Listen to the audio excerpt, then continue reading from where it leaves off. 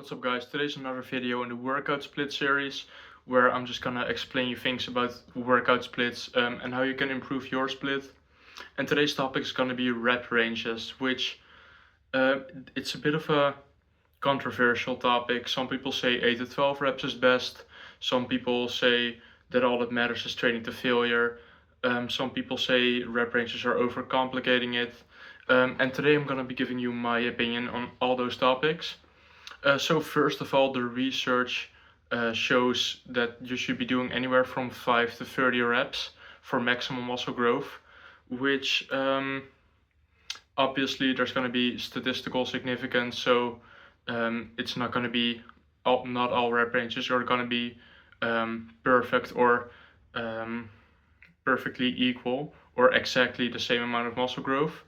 Um, but basically, how you can interpret that the research and how you should be using it is if you could do 5 reps or 30 reps and you're going to get the same result, which is the same amount of muscle growth, why would you do the 25 extra reps if you're going to get the same result? So in real life, if you have a store 5 minutes away and 30 minutes away and they're the same, you're not going to go to the store that's 30 minutes away because obviously it's going to cost you time. And that's a very reasonable take. That kind of makes sense in my opinion.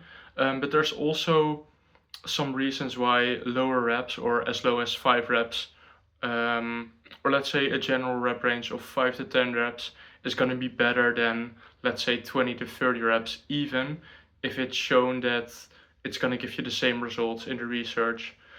So first of all, it's going to be because of your perception of effort. If you're doing high reps, your perception of effort is actually going to increase. It's going to feel like you're working harder than you might actually be. What you see is that people training training anywhere close to 30 reps, that they actually don't train to failure even when they think they do, because their muscles are just burning. Their cardiovascular system can't keep up. Um, they're feeling all sorts of sensations in their muscles.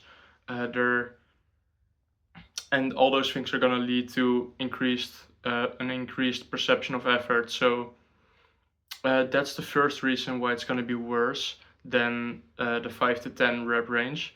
Um, Second of all, is going to be motor unit recruitment, which is basically how that works is that as you're using lighter loads, let's say you're just walking, for example, you're going to use smaller and lower threshold motor units.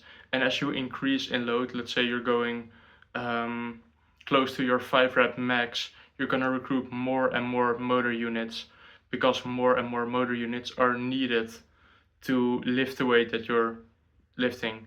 And how muscle growth works is it's actually motor unit dependent, because if you're not activating a motor unit or not recruiting a motor unit, they're not gonna experience mechanical tension. So if you want to grow all your motor units, or as much as possible, as many as possible, I should say, you want to go really heavy, or let's say you're anywhere close to your 5 rep max.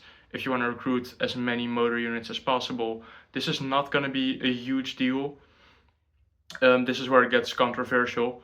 There's not a big difference between, let's say, close to 5 reps opposed to close to 10 reps. It's just a 5 rep difference. I do think that if you're going anywhere close to 30 reps, it's still not going to make a huge difference. It's not going to be much worse, but that's assuming you're actually training to failure. And in my opinion, I've never seen someone train around the 30 reps, with around 30 reps and actually train to failure, because it wouldn't make any sense. And if you actually train hard, you would obviously gravitate more towards the lower rep ranges. So that's also why it's going to be worse, because almost everyone that trains with 30 reps is just training with a way too low of an intensity. They're leaving a lot of reps in reserve. They're brain is just giving out before, or they're kind of giving up before they actually reach muscular failure. Um, Another nuance to this topic is going to be form, because it's actually quite hard of a skill to train with lower reps and also train with good form. I personally think I can, because I'm also a powerlifter. I have a lot of experience. I focus during my sets on making sure my form is actually good. But a lot of people just don't have that skill. So it's gonna be, so they pretty much have to choose between lower reps with bad form or higher reps with good form. So in that case, I would focus on your form, train with a bit of higher reps at first, and just progress and make sure your form still remains good or perfect, or exactly how you want it to be. Your form doesn't have to be perfect to build muscle, of course, but it's definitely something to pay attention to. You don't want to just go heavy, have bad form, change the entire movement pretty much because your form just sucks so much. Um, so also, if you're a beginner, you should also be lifting with higher reps.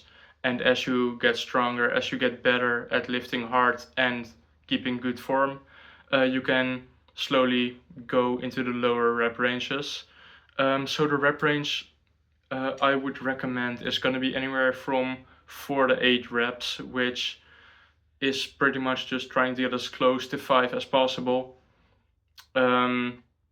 Because of all the reasons I mentioned earlier. And you obviously need some space in a rep range, because you can't always do 5 reps. Ideally, you would want to do always 5 reps or close to 5 reps. Um, but you obviously need to be able to progress, because you can't always do 5 reps. You need to go from 5 to 6 to 7, and then to go back to 5 as you increase the weight. That's how a double progression system works. So that's why I recommend anywhere from 4 to 8 reps. It's going to be very effective. You can go lower, but there's no need to, in my opinion. Something else to notice is that if your jumps in weight are very big, let's say you're going from a 50-pound bicep curl and your next jump is a 55-pound bicep curl, that's 10% extra. So if you're staying in the 5 to 7 rep range, and you're at 7 reps, you go heavier, you might not be able to do 5 reps. So you would need to widen your rep range a bit more. So 4 to 8 reps would work better in that case. But if you can progress in small increments of weight, you can just stick to a 5 to 6 or 5 to 7 rep range even, because it's not going to be an issue there. Yeah, that's pretty much it for this video. I hope you learned a lot of things. Let me know what else I need to talk about. Let me know if you have any questions. I'll answer them. And subscribe if you want to. Bye.